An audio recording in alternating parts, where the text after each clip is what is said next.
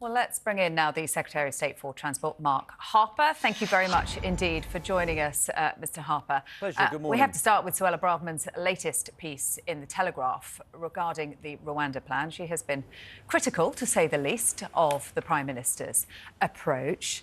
I wonder what you make of her latest intervention. Well, look, we've been very clear on Wednesday when the Supreme Court set out its decision. We responded very quickly, making it clear that we've got two things that we're going to do. We're going to conclude the new treaty with Rwanda that we'd been working on as a contingency, because we weren't sitting on our hands when the Supreme Court was considering this. That will be concluded and put into UK law. And the Prime Minister made it clear in his press conference later that day that we're going to introduce emergency legislation to Parliament to make it very clear that the UK Parliament thinks that that Rwanda is a safe country and that we're then still aiming to get those flights away in the spring to break the backs of those organised crime groups who are trafficking people across the Channel. So that's the plan. It's very clear and we're very determined to deliver it. But of course, we're thwarted at every turn by European courts, Suella Braverman being very strong here, saying the government must stop its self-deception and spin. She says we need to leave the ECHR. When you turn over the page in The Telegraph, George Osborne has made a comment saying that now that David Cameron is back in position as Foreign Secretary, there's no way we would leave the ECHR.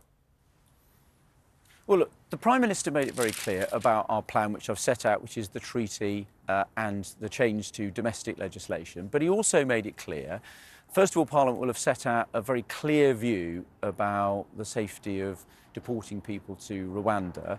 And I think if we make that very clear, that will have the desired effect. But the Prime Minister said, if in the end we have to change our international relationships and our international agreements in order to deliver our plan to stop the boats, then that's what we'll do. But we're doing it in stages. You know, we've got a plan here to do the treaty, change domestic legislation, but nothing's off the table. He made that clear. We're willing to change those international relationships if we need to. We're determined to deliver the plan. Look, we made a promise, when he made his promises last year, he said we'd halve inflation. People were sceptical. We delivered that this week. He said we're going to stop the boats. We've reduced the numbers coming to Britain by a third at a time where other European countries are seeing an increase.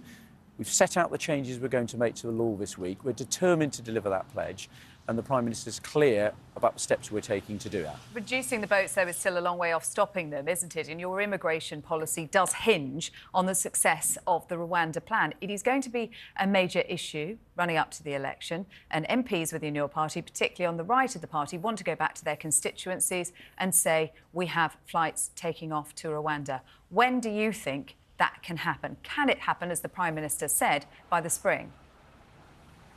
Well, look, first of all, it is an important part of our plan, getting the Rwanda policy in place. It's not the only thing we're doing. As I say, we're doing a range of things, which is why we've already reduced the numbers coming to Britain by a third. But the Rwanda plan is important. That's why we're doing the two things that I've set out, the treaty change and the legal change. And we're determined to deliver it. And you're absolutely right.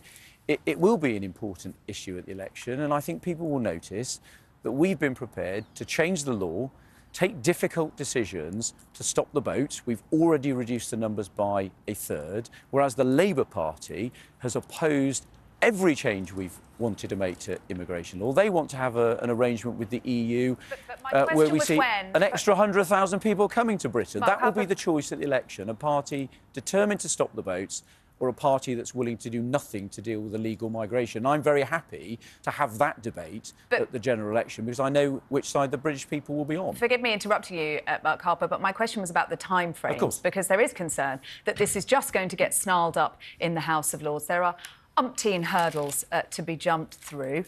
Can you guarantee this will happen before the election? Well, look, the Home Secretary, when he was setting out our plan in Parliament, is very clear what our aim is. That's why we're going to conclude this treaty. So we were already working on it when the Supreme Court was considering this case. We weren't sitting on our hands. We're close to concluding that treaty. We'll put it into law and we'll bring forth this emergency legislation and take it through Parliament at pace. And we're still aiming to get those flights away in the spring. That is what we're aiming to do. And we're very determined to deliver it. And as I said, the reason why I mentioned the other pledge was when we made the pledge about inflation, people didn't believe we could deliver it. We delivered it this week. There's still more to do, but we made a promise and we delivered it. That's what this Prime Minister's about, making commitments and then doing everything we can to deliver them. And I think that's what the British people want to see on these really important matters. So we know there's a general election on its way. Now, clearly the Conservative Party is miles behind the Labour Party, in fact, below 20% in some polls this morning. Now, in terms of that, Jeremy Hunt talking tough about the 8.7 million people of working age not in work or looking for a job. He says he's going to get tough. He's going to take away people's benefits. If they do not look for work, there's an 18-month gap for them to look for work to make sure that they are playing fair. If not, they lose their benefits. Is he right, or is this a return to the nasty party? No, look, I think the government's got a two-pronged approach here. Look, first of all, we provide an enormous amount of support for people who are currently out of work, claiming benefits, so that they can look for work. Getting into work is the best way of getting people out of poverty and getting them to have a better life. And the government provides an enormous amount of support for people. That's what the Work and Pension Secretary set out. But it's very reasonable that if you're able to work and you get a job offer, you should take that job offer and get into work. All the people that work really hard, sometimes on low incomes, who make a contribution, would expect other people to do the same, and that's what we'll be continuing to do. Provide the support, but make sure that people have to take jobs if they can find them. There are a lot of vacancies out there. Getting people into work is the right thing to do, and that's what the government's focused on delivering. You've got to shift the political dial. That is certainly beyond doubt. Jeremy Hunt has got a tough job on his hands, hasn't he, with the autumn statement, a lot riding on that. Hence, we have these fairly draconian-looking plans on cracking down on benefits claimants who don't seek work, but also suggestion that inheritance tax might see cuts. Is that going to do it? Well, look, I'm not going to speculate on what's in the autumn statement, but look, across the country, there are 50 million people that have a driving licence. The quality of local roads is really important. That's why I've announced today the first tranche of the money that's going to local authorities this year and next year, and the long-term plan over the next 11 years to improve the quality of local roads. That's really important to 96% of drivers. It's going to make a real difference to people's everyday lives. It's those sorts of things that people want governments focused on, improving their lives day to day, and that's what this government's aiming to do. I'm not going to speculate about the autumn statement. That's for next week for the Chancellor to set out his plans, but I'm pleased to be able to announce things today that are going to make a real difference to people's day-to-day lives, and that's what the government's focused on. Of course, 8.3 billion into potholes, I think that's welcomed across the country. The state of British roads is appalling at the moment. Is it a bit embarrassing? You've got David Cameron now in Cabinet. He was the one that championed HS2. This money has come from scrapping HS2. Well, look, we set out the reason why we cancelled the second phase of HS2. We're still, of course, delivering phase one, but it freed up money that we're then able to reinvest into transport projects across the country, delivering benefits to people faster than otherwise they would have had. And this is the largest investment into the quality of local roads that's ever taken place. It gives local councils the ability not just to fix potholes, but actually to have a proper road resurfacing programme. You can resurface over 5,000 miles of roads for the money we've made available. It's over the long term, starting now.